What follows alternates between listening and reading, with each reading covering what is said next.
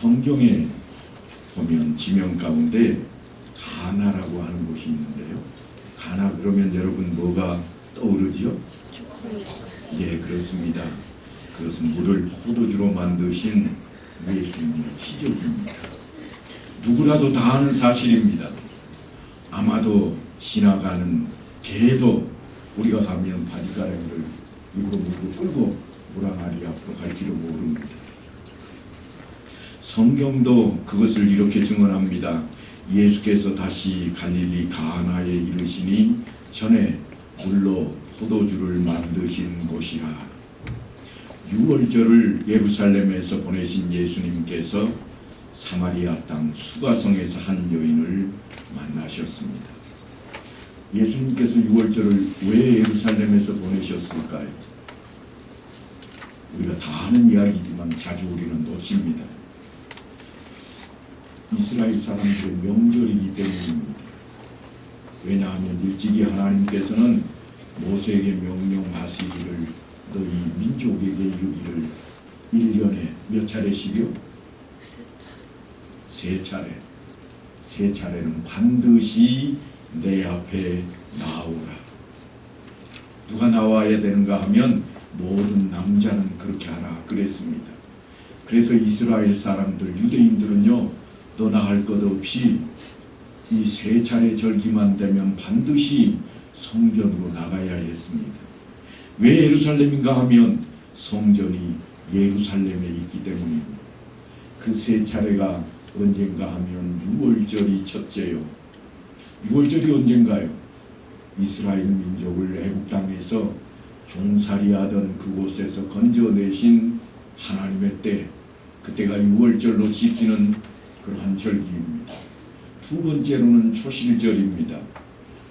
땅에 씨앗을 뿌리고 열매를 거두었는데 첫 열매를 거두는 때, 이때가 초실절입니다. 그리고 마지막으로 절기를 하나 더 지키는데 이것은 모든 알곡을 곡간에 거두어 드리고, 다시 말하면 수장절이라 곡간에 곡식을 다 넣어놓고 이제 쉼을 맞이하는 그런 때입니다. 이 세 절기에는 반드시 예루살렘으로 유대인 남자라면 다 올라가야 합니다. 남자만 가는 것은 사실은 아닙니다. 남자 올라오라 이 말은 대표성을 가지고 있는 거니까요. 그 가족들이 다 올라옵니다. 사람으로 치자면 남자는 낳은 지 8일 만에 성전에 나가야 했습니다. 왜냐하면 성전에 나가서 제사장에게 그 아들을 보이고 그 아들을 할례를 행해야 했기 때문입니다. 뿐만 아니라 그 행사를 하는 이유가 있습니다. 뭔가 하면 하나님 앞에 제사를 드려야 하는데 제사는 대표로 누가 드리는가 하면 제사장이 드립니다. 온 백성들의 대표가 누가 되는가 하면 제사장이 되는 겁니다. 할례식을 거쳐야 그 아이의 대표가 어느 제사장이 될 것인가 하는 것이 결정이 되는 겁니다. 그래서 유대인들 중에는 레위 지파가 있고, 레위 지파는 온 유대인들을 대신하는 대리자가 되는 겁니다. 실제로 유대인들 중에 그 모든 일을 감당했던 사람들이 레위 지파 사람들입니다. 누구 앞에 감당하는가 하면 하나님 앞에 감당하는 겁니다. 그래서 대속도 레위인들 제사장이 했고, 하나님 앞에 나아가는 일도 그렇게 했습니다. 그래서 이스라엘 백성들은 어떻게 했는가? 대신 속전을 내었습니다. 요즘으로 말하면요, 사람이 감옥에 잡혀가면 돈 내고 나오는 게 있더라고요. 그걸 뭐라고 그러죠? 보석. 돈으로 냈으니까 보석금입니다. 돈이 그 사람을 대신하는 거예요. 마치 이스라엘에서는 사람을 대신하는 게 제사장들입니다. 그래서 그들이 항상 제사장을 중심으로 모든 것이 다 이루어지는 하나님의 나라의 법도였습니다. 바로 그 유월절을 예루살렘에서 보내신 예수님께서 사마리아 땅 수가성에서 한 여인을 만났습니다. 그리고 이틀이 지남에 예수께서 거기를 떠나 갈릴리로 가심에 이제 다시 가나에 오신 겁니다. 그런데 사람들이 예수님을 대하는 태도와 전과는 확연하게 사뭇 다릅니다. 예전에요, 빌립이 나다나엘을 주님께 소개할 때 뭐라고 그랬는가 하면 모세가 율법에 기록하였고 여러 선지자가 기록한 그 일을 우리가 만났으니 요셉의 아들 나사렛 예수니라 그럽니다. 그래서 한번 만나보자. 그리고 끌고 갔습니다. 그러면서 했던 이야기가 유명한 이야기가 있잖아요. 와서 보라. 그때 나다나엘의 반응이 어땠는지 여러분 기억하세요? 나다나엘은 성경을 많이 알고 있던 사람입니다. 성경 말씀에 보면 메시아가 나는데 결코 나사렛에서 난다는 이야기가 한 구절도 없습니다. 그래서 나다나엘이 뭐라고 그랬는가 하면 나사렛에서 무슨 선한 것이 나을 수 있느냐. 성경을 익히 알고 있기 때문에 그랬습니다. 왜냐하면 메시아는 베들레헴에서 난다고 이미 이스라엘 백성들이 다 알고 있고 기대하고 있었기 때문입니다. 갈릴리 사람들도 마찬가지였습니다. 그래서 주님께서도 갈릴리로 가시면서 제자들한테 하신 이야기가 있는데 선지자가 고향에서는 높임을 받지 못한다. 그런 말씀을 하셨습니다. 제가 고향으로 가까이 간다고 했더니 제 은사 목사님 한 분이 그런 말씀을 하셨어요. 절대 고향 가까이를 가지 마라. 왜요?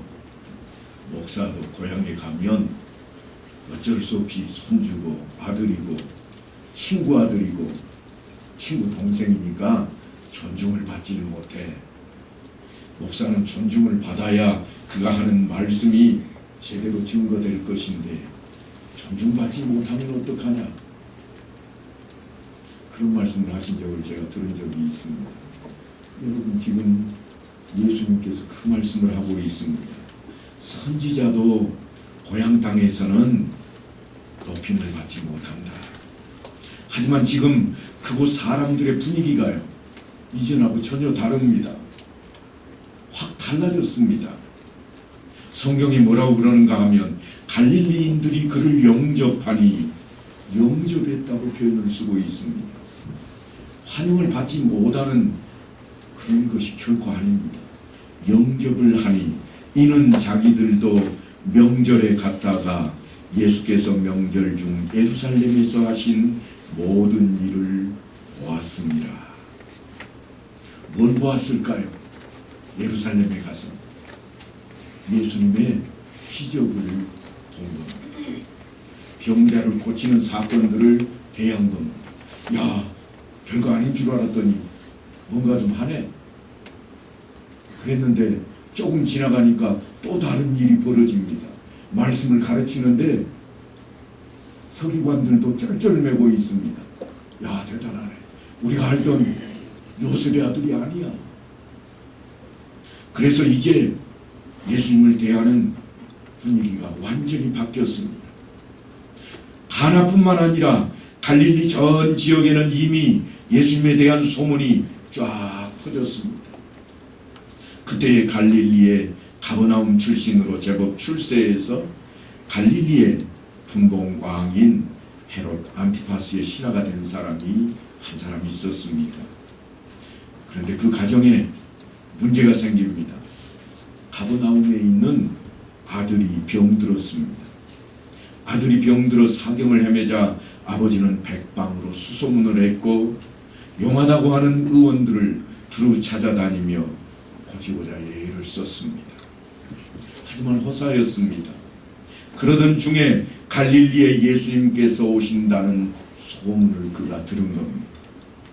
그래서 한 걸음에 가나에 도착하신 예수님 앞에 엎드립니다.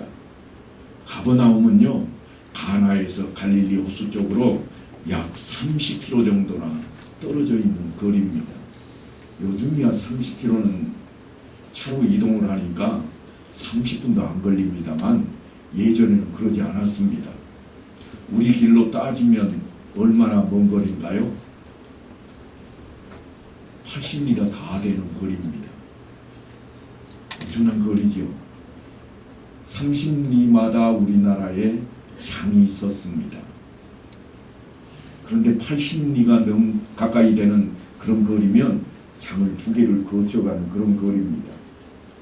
함부로 걷지 않는 그런 거리인데요. 그럼에도 불구하고 이 신하는 줄가름을 쳐서 왔습니다. 왜냐하면 내려오셔서 내 아들의 병을 고쳐주소서. 다 죽게 된 아들을 인해서 그는 주님 앞에 납작 엎드립니다. 강청을 합니다. 그런데 마음이 급한 그 아버지 앞에서 주님께서 오늘 뜻밖의 말씀을 하십니다. 너희는 표적과 기사를 보지 못하면 도무지 믿지 아니하리라. 그래서 표적과 기사를 보여주겠다 그런 말씀인가 하면 그 말씀이 사실 그런 의미가 아닌 것처럼 들려집니다. 이건 우리 생각이고요. 이 아버지 생각은요. 마음이 급한데 그 말씀이 귀에 들어올 리가 없습니다. 안절부절 한시가 급한 왕의 신하가 재차 주님께 엎드립니다. 주여 내 아이가 죽기 전에 내려오소서. 아니 다 죽어갑니다. 주님 빨리 좀 가십시다. 그런데 주님의 반응은요 정말 엉뚱합니다. 보통 때에는 어땠는가 하면 믿음을 거론하셨습니다. 네 믿음대로 될지어다 그랬습니다. 하지만 지금은 뭐라고 말씀을 하시는가 하면 가라 네 아들이 살아있다. 그리고 성경은 왕의 신하의 거동을 살피고 있습니다. 그 사람이 예수께서 하신 말씀을 믿고 가더니 이거 어디서 많이 듣던 그런 구절 같지 않으세요? 기억나시나요? 마태복음 8장에는 하인의 병을 고치기 위해 예수님을 찾아왔던 백부장의 이야기가 있습니다. 오늘 이야기와 비슷해 보입니다. 하지만 여러분 아닙니다. 전혀 다른 이야기입니다. 거기에 보면 물론 그때도 가버나움 땅이기는 합니다만 중풍병으로 몹시 괴로워하는 하인을 보고 한 백부장이 예수님을 찾아옵니다. 그래서 예수님이 그에게 내가 가서 고쳐주리라 그렇게 약속을 하십니다. 그런데요 성경 그때 백부장의 재미있는 모습을 그려놓고 있습니다. 주여 내 집에 들어오심을 나는 감당하지 못하겠사오니 다만 말씀으로만 하옵소서. 그러면 내 하인이 낫겠사옵나이다. 나도 남의 수하에 있는 사람이요 내 아래에도 군사가 있으니 이더러 가라 하면 가고 저더러 오라 하면 오고 내 종더러 이것을 하라 하면 하나이다. 아주 평범한 이야기인데요 매우 달라 보입니다. 그래서 주님께서 놀랍게 여기시고 따르는 자들 제자들을 향해서 그에 대한 최고의 칭찬을 아끼지 않았습니다. 이스라엘 중 아무에게서도 이만한 믿음을 보지 못하였노라. 내 제자들 중에도 없어. 내가 열심히 가르치고 있는 이 사람들 중에 아무도 그만한 믿음을 가진 유대인들, 히브리인들은 내가 본 적이 없노라.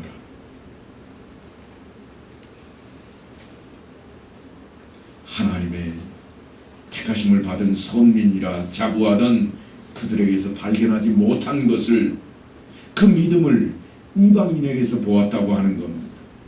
그런데 오늘 본문에 등장하는 인물은 헤롯 안티파스 분봉 왕의 신하입니다. 하지만 주님께서 칭찬하는 모습이 없습니다. 성전에서 일하는 사람도 아니요 회당에서 일하는 사람도 아닙니다. 이스라엘 백성들이 싫어하는 헤롯 왕의 신하입니다. 그래서 칭찬을 하는 것 같지는 않습니다. 주님께서 하시는 말씀이 있는데 그것은 가라 네 아들이 살아있다. 그 말씀을 듣자마자 그 왕의 신하는 발걸음을 재촉하며 집으로 돌아가고 있습니다. 예수님을 더 이상 붙잡지 않습니다. 제발 가시자니까요. 좀 가셔서 손으로 만져를 주시든가 아픈 데를 한 번은 보셔야 되지 않겠나요? 그렇게 매달리지도 않습니다. 그저 네 아들이 살아있다 하는 말을 듣자마자 발걸음을 돌렸습니다. 요한은 그 고동을 살피고 있는 겁니다. 요한복음이 요한에 뭐라고 그랬죠? 신학이라 그랬잖아요. 다른 복음서는 그냥 예수님의 행적을 그대로 그려놓고 역사 속에 오신 예수님, 그분을 믿자. 예수는 역사다. 그런 의미로 기록이 되었다면 요한복음은요, 그게 아니에요. 요한복음은 요한이 예수님을 재해석을 해놓은 겁니다. 예수님의 행동이 왜 이랬는 줄 아느냐? 예수님의 말씀이 왜 이랬는 줄 아느냐? 그것을 해석하고 있는데 오늘 본문에도 여전히 그 내용이 드러납니다. 그 사람이 예수께서 하신 말씀을 믿고 가더니 어떻게 간다고요? 믿고 간대요. 놀라운 일입니다. 그는 유대인도 아니요 성경 신학자도 아닙니다. 그런데 예수님의 말씀 한마디를 믿고 돌아가고 있습니다. 우리는 어떤가요? 사도 요한이 왜 이 단어를 쓰고 있는가 하면 우리에게 그걸 요구하고 있습니다. 우리에게 하나님의 말씀을 믿고 세상으로 나가려고 하는 것. 믿지 않고 그저 오늘도 내 시간 하나님 앞에 나와서 때웠다고는 한 그런 생각으로 돌아가는 게 아니라 말씀을 믿고 세상으로 나아가라고 하는 것입니다. 그런데 집으로 가는 도중에 종들이 그에게 나옵니다. 주인이여, 아들이 살아났나이다. 얼마나 기쁜 소식입니까? 그래서 종들에게 묻습니다. 언제부터 낫기 시작했느냐? 네, 어제 7시에 열기가 떨어졌나이다. 그 말을 들은 왕의 신하가 시간을 어림해서 추정을 해봅니다. 그랬더니 놀랍게도 가라, 네 아들이 살아있다 말씀하신 바로 그때였습니다. 어떻게 해서 어제 7시가 그때가 되는가? 우리는 성경을 그냥 읽을 게 아니라 이런 데를 한 번쯤 계산을 좀 해봐야 됩니다. 전에도 설명을 드렸습니다만 당시의 시간법에 따르면 해가 지면 하루가 시작이 됩니다. 요즘은 언제 시작하죠?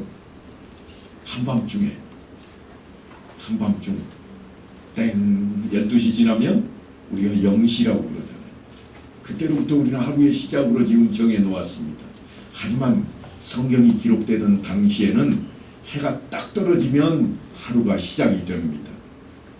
그래서 창세기를 기록할 때도 보면 하루가 시작하고 마쳤다 하는 내용을 해 질 때부터 시작을 하고 있습니다. 그래서 저녁 12시간을 4경으로 나누었습니다. 1경, 2경, 3경, 4경. 12시간이니까 3시간씩 나누어서 그렇게 했겠죠. 그리고 해가 딱 떠오르면 그때로부터 해가 질 때까지를 12시간으로 나눕니다. 그래서 제1시, 제2시 성경에 보면 제9시가 되매 이런 말씀들이 있잖아요. 제6시에 이런 말씀들이 있잖아요. 낮 시간만 12로 나누었으니까요. 낮 시간은 어떻게 되는 거예요? 우리 시간하고 달라지게 되는 겁니다. 그래서 당시의 7시는 요즘 우리 시간으로 하면 오후 1시쯤 됩니다. 왕의 신하의 일행이 가버나움을 향해서 가는 도중에 해는 졌고 다음 날이 되었습니다. 마음이 급해서 밤에도 그는 길을 갑니다. 아무튼 주인이 아들이 살아났나이다. 이 말은 왕의 신하를 감동시키기에 아주 충분했습니다. 이 말은 가라, 내 아들이 살아있다 하는 그 말씀을 생각나게 하는 그러한 말씀이었습니다. 그래서 그는 감격합니다. 그리고 집에 도착하자마자 식구들을 다 불러 모아놓고 한동안 그가 만난 예수님 이야기로 꽃을 피웁니다. 그래서 그 이야기를 성경은 그의 아버지가 예수께서 내 아들이 살아있다 하신 말씀하신 그때인 줄을 알고 자기와 온 집안이 다 믿으니라 그렇게 표현을 해 놓았습니다. 그런데 오늘 본문의 핵심은 사실은 병이 나은 이 기적이 아닙니다. 다른 데 있습니다. 너희는 표적과 기사를 보지 못하면 도무지 믿지 아니하리라. 주님께서 지적하시는 말씀입니다. 이 말씀은 주의를 기울여 보셔야 합니다. 표적과 기사를 보면 믿는다 그런 뜻으로 들리지를 않기 때문입니다. 당시에 예수님의 제자들을 제외하고는 아마도 바리새인들이 예수님의 기적을 가장 많이 보았을 겁니다. 하지만 그들의 완악함은 더욱 강해졌습니다. 결국은 예수님을 십자가에 못 박는 데까지 갑니다. 그러니까 기적을 보아야만 믿음을 가질 수 있다고 하는 생각은 잘못된 겁니다. 기적을 체험하면 믿는가? 그렇지 않습니다. 아마도 세상에서 가장 큰 기적이라고 한다면 하나님의 나타나심일 겁니다. 하나님의 임재입니다. 직접 하나님을 목도하는 일입니다. 가데스 바네아에서 하나님의 명령에 순종하지 않았던 이스라엘이지만 결코 하나님은 택하신 백성을 버리지 않으셨습니다. 끝까지 훈련을 시키기로 작정하십니다. 그래서 이스라엘 백성들에게 광야 생활 40년을 일상생활까지도 하나님께서 직접 챙기십니다. 어느 누구에게도 그렇게 간섭하신 적이 없습니다. 날마다 어디로 가야 할 것인지 출발 시간도 알리시고 멈출 시간도 알리십니다. 구름 기둥과 불 기둥으로 그들을 인도했습니다. 무엇을 먹을까 고민할 필요도 없었습니다. 만나와 메추라기를 보내주셨고 샘솟는 물도 허락하셔서 목마르지 않게 하셨습니다. 젖과 꿀이 흐르는 땅 가나안을 차지할 때까지 그들은 농사 지을 필요도 없었습니다. 하다못해 그들이 입고 있는 의복도 헤어짐이 없었습니다. 이 40년 동안에 내 의복이 헤어지지 아니하였고 내 발이 부르트지 아니하였느니라. 이것이 기적이 아니고 뭡니까?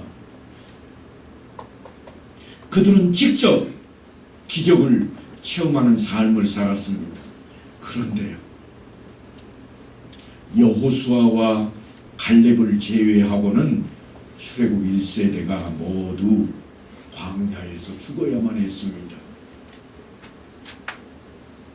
그것은 그들의 불신앙 때문이었습니다. 이게 성경이 우리에게 일러주는 중요한 요소입니다. 젖과 꿀이 흐르는 땅 가나안에 들어갈 수 있는 조건은 기적이 아니었습니다.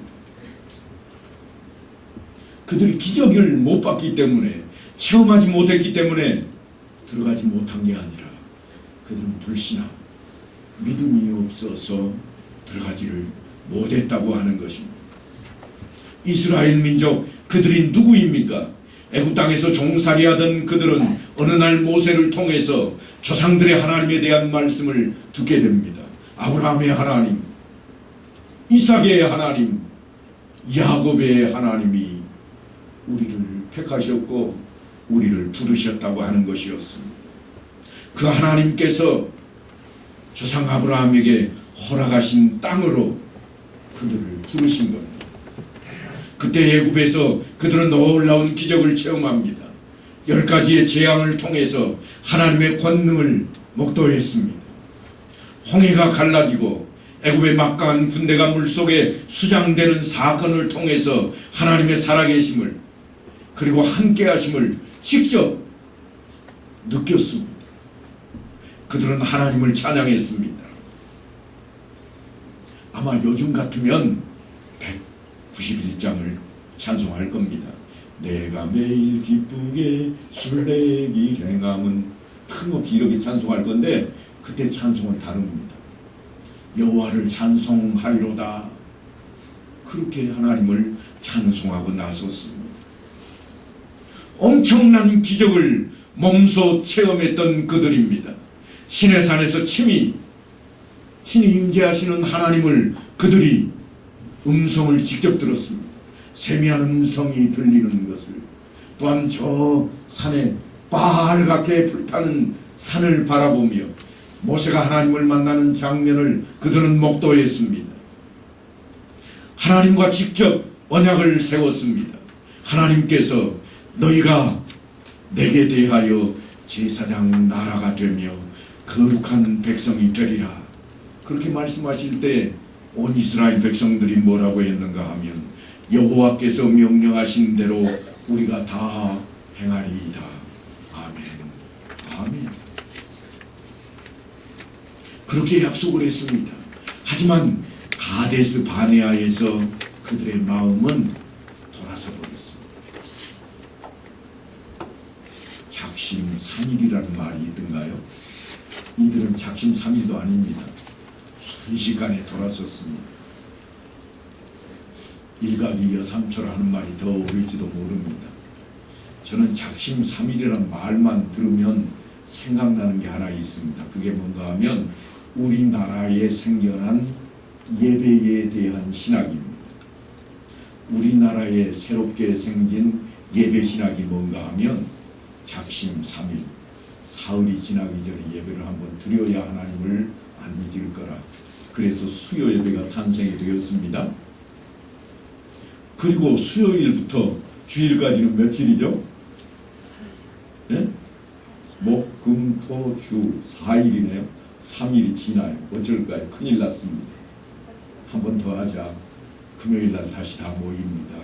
금요 기도회로 모이자. 이게 한국의 예배 신학입니다. 외국에서요, 신학자들이 이걸 배우기 위해 한국 땅까지 옵니다. 왜 그들이 올까요? 틀리지 않은 말 같기 때문입니다. 작심삼일이라는 말만 가지고 생각을 하다 보니까 이거 가지고도 안 되겠습니다. 왜냐하면 일각이여삼초라, 날마다 조석간으로 변하는 게 우리의 마음인지라 새벽 기도회가 우리나라에서 드디어 탄생을 합니다. 물론 유학하신 목사님들이 오시면 새벽 기도회 때문에 고생을 하십니다. 어떤 고생일까요? 새벽에 일어나야 되는 고생. 없는 거가 우리나라에는 있거든요. 하지만 우리나라의 신앙이, 믿음이 지금까지 이 정도로 유지되고 지켜져 오는 것은요, 아마도 우리나라가 가지고 있는 예배 신학 때문일 거라 저는 그렇게 추정을 해봅니다. 그래서 여러분이 그 시간에 참여를 하셔야 됩니다.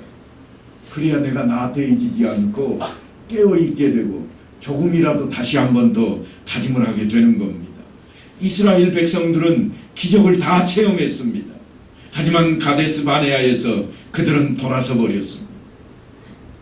광야에서 1세대가 다 죽을 만큼 기적 가지고는 하나님 나라에 들어갈 수 없다고 하는 사실이 자명해졌습니다. 하지만 사람들은요, 그거 가지고 잘 안 믿어요.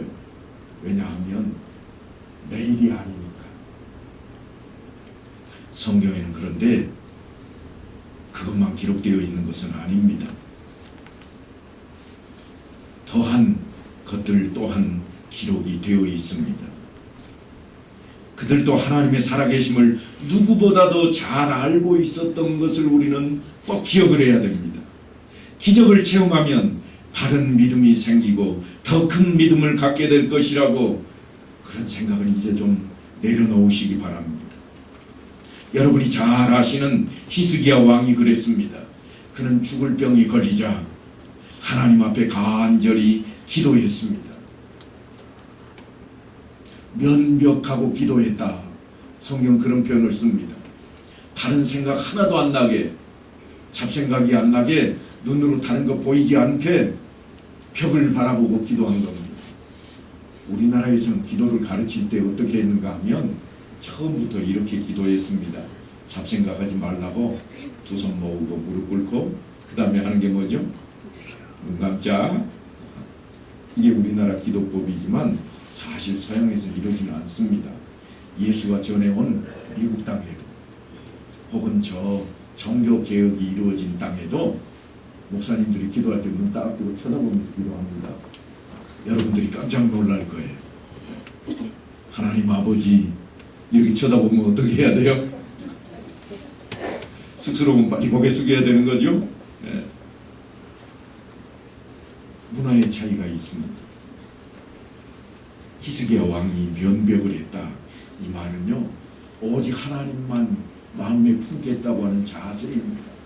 그래서 하나님께서 그에게 15년이라고 하는 생명을 연장해 주었습니다. 이사야 선지자가 히스기야가 기도하던 모습을 이렇게 그려놓았습니다. 히스기야가 얼굴을 벽으로 향하고 여호와께 기도하여, 그리고 기도하는 내용도요, 여호와여 구하오니 내가 진실과 전심으로 주 앞에 행하며 주께서 보시기에 선하게 행한 것을 기억하옵소서 하고 히스기야가 심히 통곡하더라. 눈물로 기도를 했습니다. 그렇게 해서 긍휼히 여기시는 하나님의 은혜를 입었습니다. 생명을 연장받았습니다. 기적을 본 겁니다. 그런데요, 성경에 나중에 보니까 히스기야가 마음이 교만하여 그 받은 은혜를 보답하지 아니하므로 진노가 그와 유다와 예루살렘에 내리게 되었더니, 아니 잘못은 히스기야가 했는데요, 나중에 벌은 보니까 연대보증으로 다 받고 있습니다. 히스기야가 잘못했는데 그 나라의 왕이었다는 이유 하나 때문에 하나님께 벌을 받을 때는 유다와 예루살렘에 벌이 내렸다. 결과가 별로 좋지를 못합니다. 히스기야도 역시나 기적을 통해 더욱 믿음이 굳건해진 것이 아니라 더 나빠졌습니다. 그 전에 히스기야가 어떠했는가 하는 것을 열왕기에 기록된 내용을 보면 그 평가가 나오는데요, 이전에 히스기야는 아주 대단했습니다. 히스기야가 이스라엘 하나님 여호와를 의지하였는데 그의 전후 유다 여러 왕 중에 그러한 자가 없었으니 곧 그가 여호와께 연합하여 그에게서 떠나지 아니하고 여호와께서 모세에게 명령하신 계명을 지켰더라. 이게 히스기야에 대한 평가입니다. 아프기 전까지는요, 대단히 놀라운 모습이었습니다. 그러니까 히스기야가 병들었을 때 기적을 체험하지 않고 죽는 편이 자신에게도 또한 백성에게도 오히려 나았다는 이야기. 믿음이 너무 좋아서 하나님께 모든 것을 맡기고 엎드리는 히스기야였습니다. 그래서 그는 생명을 연장받는 놀라운 기적을 체험했지만 그 기적이 그의 신앙을 연장시켜주거나 성장시켜주지는 못했습니다. 오히려 그의 믿음 생활은 흔들리고 말았습니다. 지금 사도 요한이 왕의 신하의 아들을 살리신 기적과 같은 이야기를 기록한 것은 기적을 보고 믿음이 시작된 것을 말하고 있는 게 아닙니다. 왕의 신하가 기적을 보더니 믿음이 온 가정에 편만하게 퍼졌고 그들이 지금도 믿고 있다. 그런 이야기, 기적 때문이라는 이야기를 하고 있지를 않습니다. 무슨 일을 당하든지 왕의 신하처럼 하나님 앞에 겸손한 마음으로 엎드릴 것을 지금 사도 요한은 요구하고 있습니다. 왜냐하면 예수님이 하나님의 권능을 행하시는 분이요 유일하신 구세주이신 것을 밝히고 있기 때문입니다. 이것을 우리는 꼭 기억해야 됩니다. 그렇게 간구하는 마음이 습관이 되어서 모든 문제를 하나님 앞에 맡기고 기도해야 된다고 하는 겁니다. 그래야 쉬지 말고 기도하라. 이 말씀대로 우리가 생활 속에서 자리 잡는 기도 생활을 보게 될 것입니다. 왕의 신하가 아들이 살아난 후에 믿음이 사라져 버렸다면 아마 이 이야기도 성경에 기록되지 않았을 겁니다. 그 이야기는 초대교회의 이슈가 되었습니다. 왕의 신하와 그의 온 집안은 이 일을 계기로 해서 예수를 믿게 되었고, 예수님께서 십자가에 달리신 소식을 듣고도 흔들리지 않았습니다. 그들은 이내 예수님의 부활과 승천 소식을 듣고 마음이 더욱 굳건해졌을 것입니다. 왕의 신하로서 받아야 하는 모든 불이익도 기꺼이 그는 받아들였습니다. 그는 너희는 표적과 기사를 보지 못하면 도무지 믿지 아니하리라. 그 주님의 말씀을 늘 되뇌이며 살았을 겁니다. 표적과 기사를 보아야만 믿겠다는 말이냐? 사랑하는 성도 여러분, 이게 오늘날 우리에게 주어진 대단히 중요한 말씀의 핵심입니다. 마치 예수님의 부활을 의심했다가 친히 주님으로부터 너는 나를 본 거로 믿느냐, 보지 못하고 믿는 자들은 복되도다 하신 말씀을 듣고 살아 숨쉬는 동안 끊임없이 나의 주님이시오 나의 하나님이시니이다, 그렇게 가슴을 쳤던 도마처럼 말입니다. 사랑하는 성도 여러분, 여러분은 어떠십니까? 아직도 기적을 보아야만 믿겠다고 기적을 찾아 헤매고 있지는 않으십니까? 아니면 도마처럼 너는 나를 본 거로 믿느냐, 보지 못하고 믿는 자들이 복되도다 하는 말씀을 듣고서야 그때 가서 정신을 차리실랍니까? 이제 기적이 아닌 예수를 믿는 믿음으로 신앙의 정수를 삼고 하나님의 자녀다운 삶을 살아가는 온 성도들 되시기를 간절히 축원합니다.